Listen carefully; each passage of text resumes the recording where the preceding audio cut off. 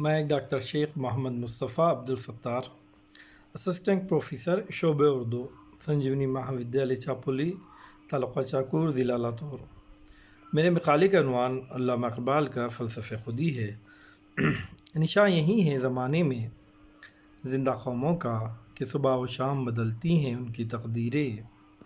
کمال صداقت و مروت ہے زندگی ان کی، کمال صداقت و مروت ہے زندگی ان کی، معاف کرتی ہے فطرت بھی ان کی تقصیریں۔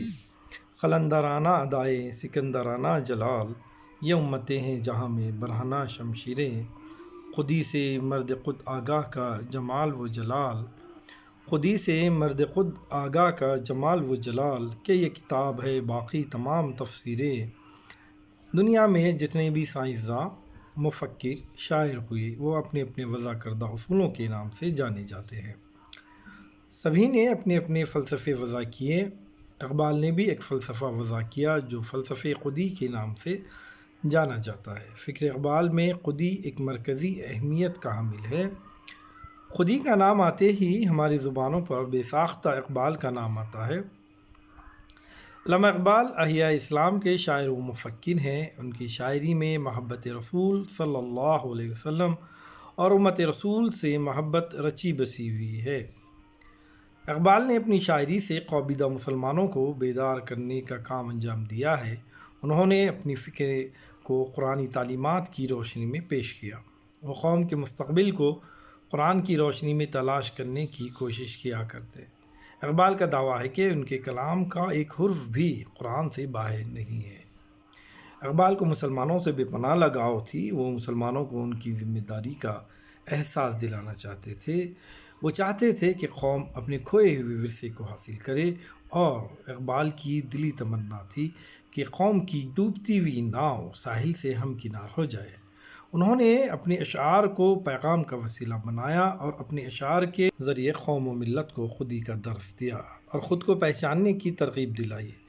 اقبال جانتے تھے کہ جب تک امت مسلمہ خود کی خودی سے واقف نہ ہوگی تب تک وہ دنیا میں مصائب و پریشانیوں کا شکار ہوتی رہے گی۔ اقبال کی تمام فکر و فلسفے کا نچوڑ فلسفہ خودی میں ہی ہے۔ علامہ اقبال کے عمیق اور ہمگیر غور و فکر کا خلاصہ یہی ہے کہ انسان انسان بنے، خود کو پہچانے اور اپنے منصب و جاہ کو حاصل کرے، اور اپنی صلاحیتوں کو پوری ذمہ داری کے ساتھ بروئے کار لائے۔ اقبالیت کے ایک بڑے مفسر ڈاکٹر محمد رفیع الدین نے اپنی تصنیف حکمت اقبال میں کلام اقبال کی روشنی میں اقبال کے فلسفے خودی کی تعریف بیان کرتے ہوئے لکھتے ہیں کہ اقتباس شروع: اقبال کی حکمت میں خودی سے مراد وہ شعور ہے جو خود شناس اور خود آگاہ ہو، اور اپنی ذات اور اپنے مقاصد کا احساس شعور رکھتا ہو۔ لیکن یہاں شعور کا مطلب ہوش یا تمیز نہیں، بلکہ وہ چیز ہے جس کا خاصہ ہوش یا تمیز رکھنا ہے، یا جس کی وجہ سے ایک انسان تمیز یا ہوش رکھتا ہے۔ اقتباس ختم۔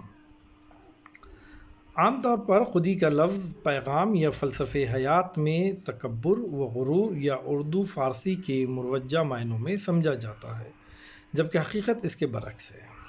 اقبال کے نزدیک خودی نام ہے احساس غیرت مندی کا، جذب خودداری کا، اپنی ذات و صفات کے پاس و احساس کا، اپنی انا کو شکست سے محفوظ رکھنے کا، حرکت و توانائی کو زندگی کی ضامن سمجھنے کا، اور دوسروں کا سہارا تلاش کرنے کے بجائے اپنی دنیا آپ پیدا کرنے کا۔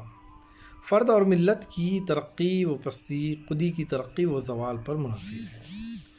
خودی کا تحفظ زندگی کا تحفظ، اور خودی کا استحکام زندگی کا استحکام ہے۔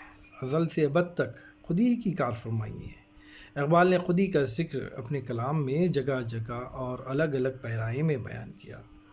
وہ ساقی نامہ میں کہتے ہیں کہ خودی کیا ہے راز دروں حیات، خودی کیا ہے بیداری کائنات، خودی کیا ہے راز دروں حیات، خودی کیا ہے بیداری کائنات، ازل اس کے پیچھے ابد سامنے، ازل اس کے پیچھے ابد سامنے، نہ حد اس کے پیچھے نہ حد سامنے۔ اقبال نے مغربی فلسفہ یا افلاطون کے نظر حیات کی مخالفت کی۔ افلاطون کے نظریے کے اثرات ہمارے پاس تصوف میں وحدت الوجود کی شکل میں ملتے ہیں۔ ان نظریات کے سبب سکون و بے عملی کی زندگی کا تصور قائم ہونے لگا تھا اور امت مسلمہ خودداری اور قوت عمل سے محروم ہو گئی تھی۔ انہوں نے اس محرومی کا علاج فلسفہ قدیم میں تلاش کیا اور امت مسلمہ کے سامنے پیش کیا۔ انہیں خودداری کا احساس دلانے کی خاطر اور صحیح و عمل کی تازہ قوتیں پیدا کرنے کے لیے انہوں نے خودی کا فلسفہ پیش کیا۔ آخر میں اقبال کے اس شعر پر اپنی بات ختم کرتا ہوں۔ خودی کا سر نہاں لا الہ الا اللہ، خودی ہے تیغ فساں لا الہ الا اللہ۔